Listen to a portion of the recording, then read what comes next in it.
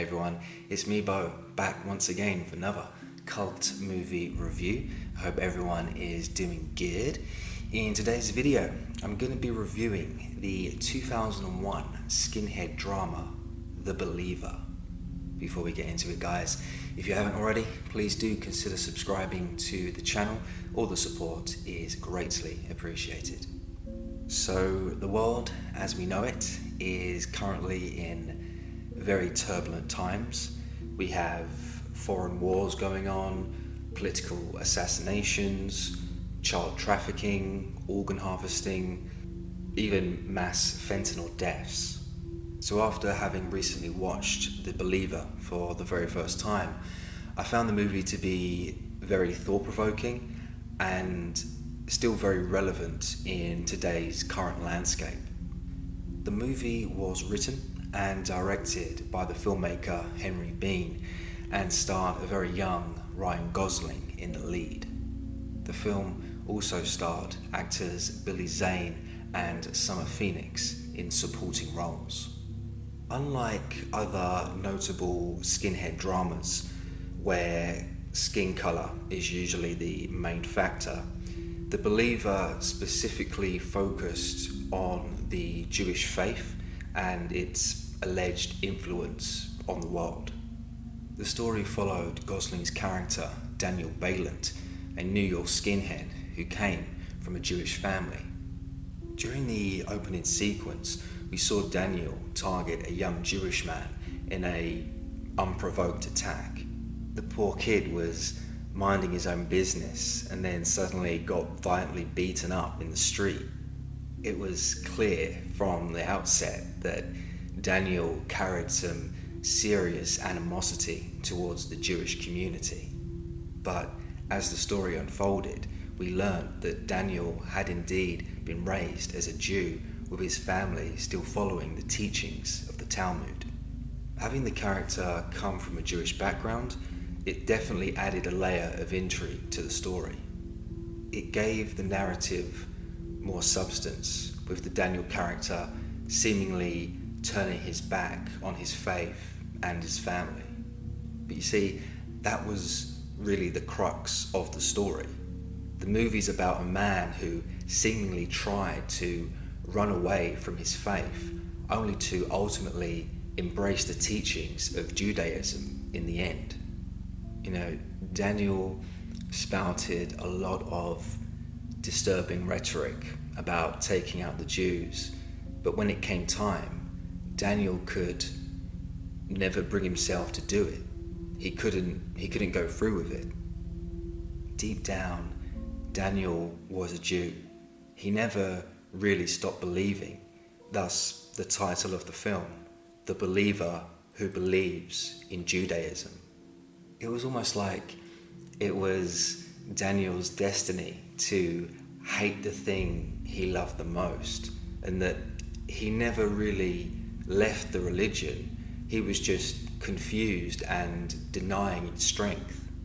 You know, there was a powerful scene where we saw Daniel meet this freelance journalist in this New York coffee shop.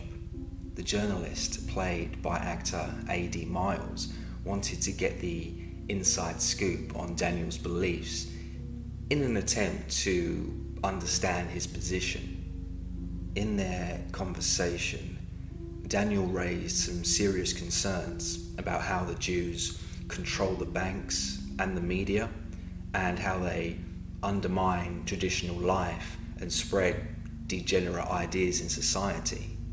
While this was some very abrasive speech, it can't be denied that a large consortium of banks and media institutions, in reality, are in fact controlled by affluent Jewish figures.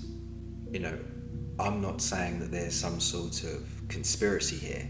I'm merely pointing out the fact that there are a large number of individuals in the world in powerful positions who coincidentally also identify as Jewish. But what's interesting about Daniel's rhetoric was that the dialogue was indeed written by a Jewish man, the director, Henry Bean. It would seem that the director purposely made the protagonist say some outlandish yet understandable points in an attempt to gaslight the audience into thinking it was wrong. And this tactic would best be described as subversion. And if you don't know what subversion is, basically it's criticizing something in a very clever and indirect way in order to make the points seem weaker or less effective. Only a person with deep knowledge and understanding of how the world works would be able to conjure up that kind of material. There's also another scene I want to bring up where we saw Daniel and his buddies attend a mandatory sensitivity class by order of a judge.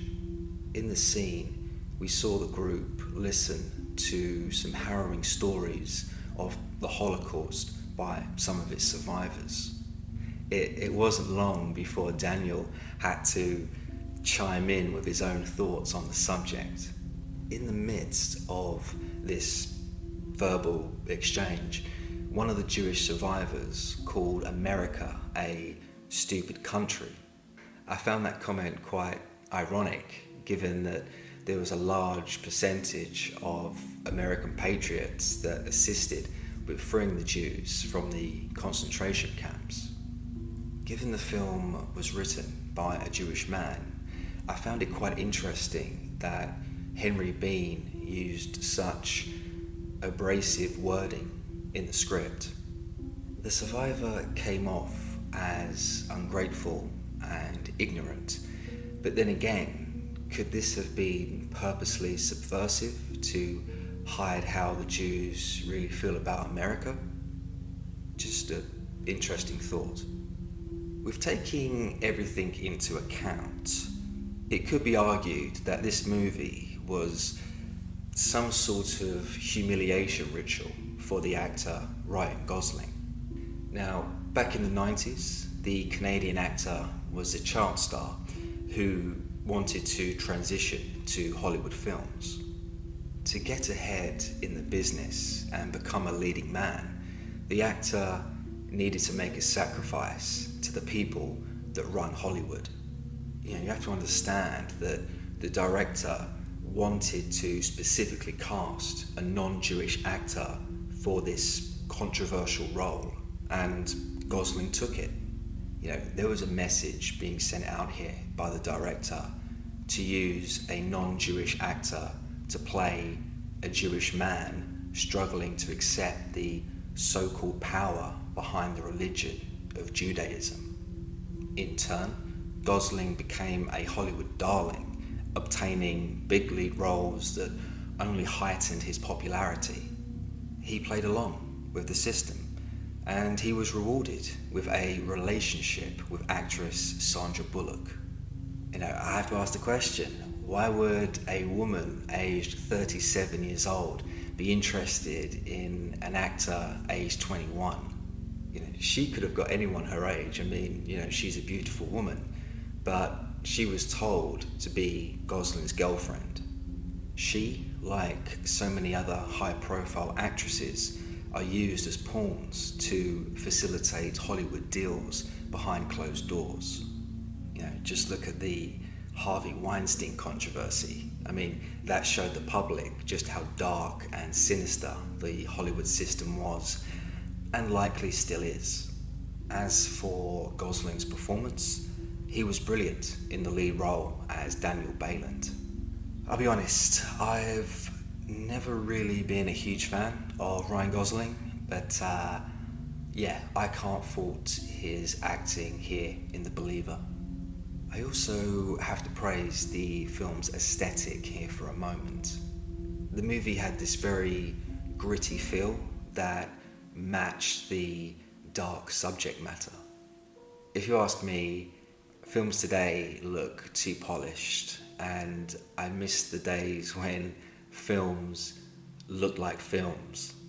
I think it might actually be down to the film stock and camera equipment that's used by filmmakers these days, But either way, The Believer looked the part, and it would make a great double feature with the 1998 film American History X. And so, dislikes for The Believer 2001. My biggest dislike for the film would be the character Carla, who was played by actress Summer Phoenix. To clarify, the actress was fine in the role. It's just, I found the character to be kind of weird and not really relevant to the overall story. Her character was Daniel's love interest, who basically adopted the Jewish faith as the story unfolded. Overall, I just thought that the character was kind of underdeveloped and one-dimensional. For example, when Carla met Daniel, she immediately fell for him, and the whole thing just seemed very rushed. There's also a scene after that where Carla asked Daniel to physically hurt her before they had sex with each other. It was a random moment that I just didn't understand. What really was the purpose of that? Maybe I'm a weird one, but I just found it kind of hard to believe that an attractive, young, educated woman would want to be beaten up in some sort of sordid sexual role play. And, you know, there was never really any explanation given to her odd behaviour. I mean, the character was just there from time to time and didn't really bring anything new to the story. Cutting the character out of the film entirely would have been preferred. And so, ratings for The Believer 2001. I am going to be rating this movie a strong 7 out of 10. The Believer was this bleak yet compelling story that offered this raw and intense social commentary about society, albeit a controversial one. It was layered, it was provocative, and it certainly is not a film suitable for everyone. You know, a film like this would not be made in today's current climate. No way. Ryan Gosling gave an amazing performance, and his character really drove the narrative forward. While, of course, he was the standout, I also have to give credit to all the other actors who did a good to great job with the material. With some really smart dialogue and good direction, this is a film that I indeed recommend. If you have seen it, I'd love to hear your thoughts in the comment section below. If you haven't seen it, I'd recommend you seeking it out if you ever get the chance. And well, that's the review, guys. I hope you've enjoyed it. I will be back next week with another cult movie review. Don't forget to subscribe, guys. Appreciate that. And yeah, of course, take care.